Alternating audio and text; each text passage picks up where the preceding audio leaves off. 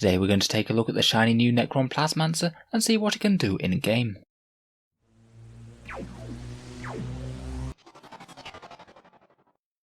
Hello and welcome back to Auspex Tactics, the strategy focused 40k channel, where we're all about getting the most out of our miniatures on the tabletop. We're continuing our look at the Indomitus datasheets today, with a look at the datasheet from this Plasmancer. Though he's a completely new model for the Indomitus kit, Plasmancers have been around in the Necron fluff before, known as Harbingers of Destruction, and use their unearthly powers to transform and manipulate energy, devastating enemy formations with powerful blasts of harnessed energy. So today let's put this one to the test and see what he can do on the table.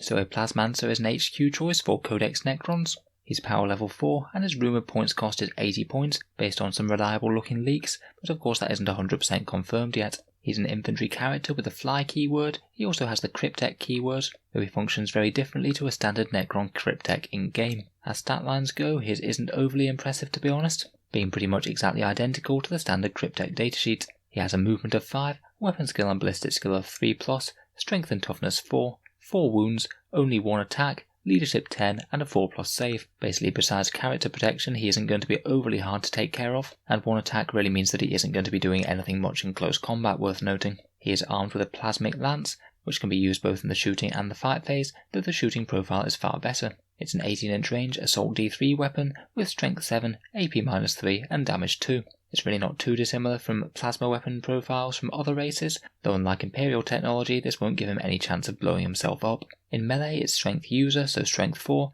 AP -3 and 2 damage, but of course he will only be getting the 1 attack, so the very best that you could hope for is just 1 wound through. The shooting profile isn't terrible, but certainly isn't worth 80 points, but it does combine well with his Harbinger of Destruction special rule. Harbinger of Destruction is very similar to a psychic power, and basically generates mortal wounds in a similar way to Smite, but it's triggered at the end of your movement phase, not in the psychic phase. He can't use it if he's advanced or fallen back this turn, and much like Smite, it targets the nearest enemy unit within 18 inches of him. It automatically takes effect, and you just roll 3d6 for the affected unit, and on each roll of a 4+, they suffer 1 mortal wound, which if you did it over multiple turns, would average you 1.5 mortal wounds each turn. It does mean that you have a very slightly less damage output than Smite, which in a complete vacuum does more like 1.7 wounds per turn, but bear in mind that Smite does also have the risks of perils or also being denied by an enemy, so this rule certainly has its positives and negatives.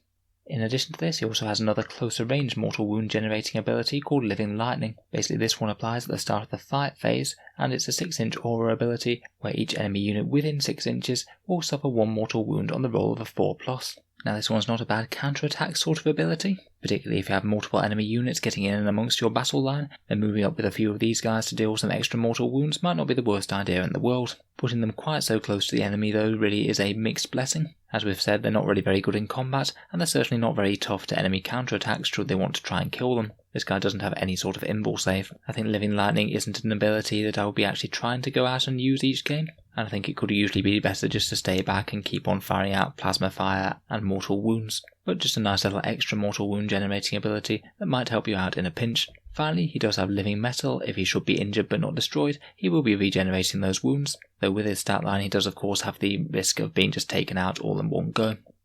In general, I think that the Plasmancer is really going to be a unit that you're going to be wanting to hang back about 18 inches away from the enemy, and just keep up the mortal wound barrage and plasmic lance fire. Characters with reasonable firepower point for point are pretty decent options to include, as they can just potentially be things that can rain death down on the enemy, while the enemy can't do anything about them until they've chewed through your durable units around them. Basically, if he does enough damage per point, then he'll be worth it, and if he doesn't, then of course he won't. If you tot up the results between the Plasmic Lance and the Harbinger of Destruction special rule, he averages about 1 or 2 dead intercessors, or 2 or 3 dead guardsmen per turn, or around about 2 or 3 wounds on a toughness 7 vehicle. None of that's particularly bad, but it's not absolutely overwhelming either. It's certainly not going to be earning his points back in one go. Basically this guy's going to have to just be loitering 18 inches away from the enemy, and dealing out damage on multiple turns before you see a proper return on the investment. It's going to be most efficient on anything really tough where you're paying an enormous amount of points per wound, say any characters with really high armor and invul saves where you can just fire straight through that. Chewing wounds off Rabute Gilliman or Demon Princes is probably exactly what he'd like to be doing most, but he is going to be a little bit more underwhelming if it's just firing those mortal wounds into chaff enemy screens.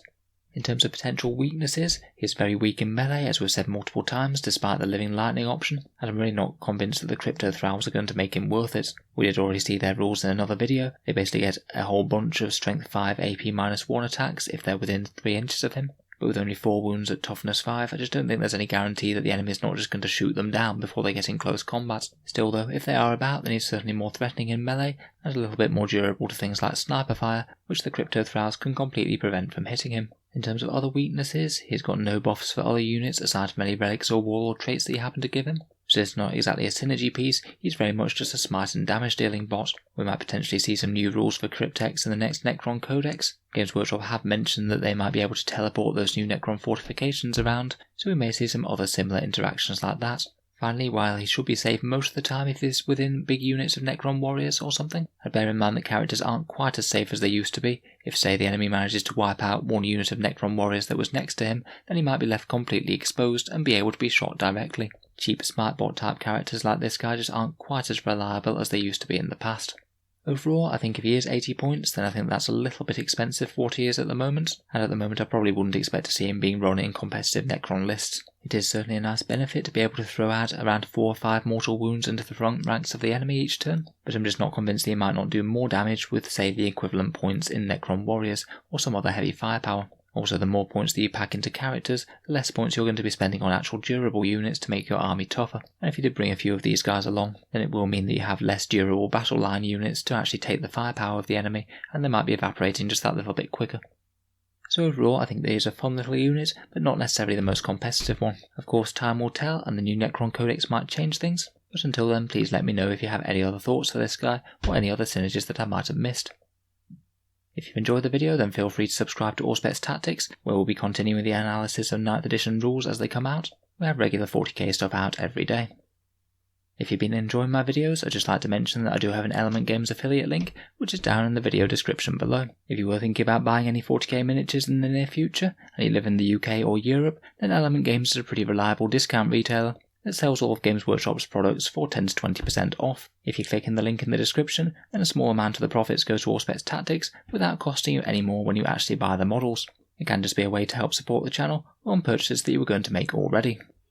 If you live in the USA or Canada, then I also have an Amazon link which does very similar. Basically, if you were thinking about buying anything at all from Amazon, then if you did so within 24 hours of clicking the link in the description, a small amount goes to help support the channel, and again, it doesn't cost you any more whatsoever. A big thank you to you guys who have been using those links, it really does help support me making all of these videos.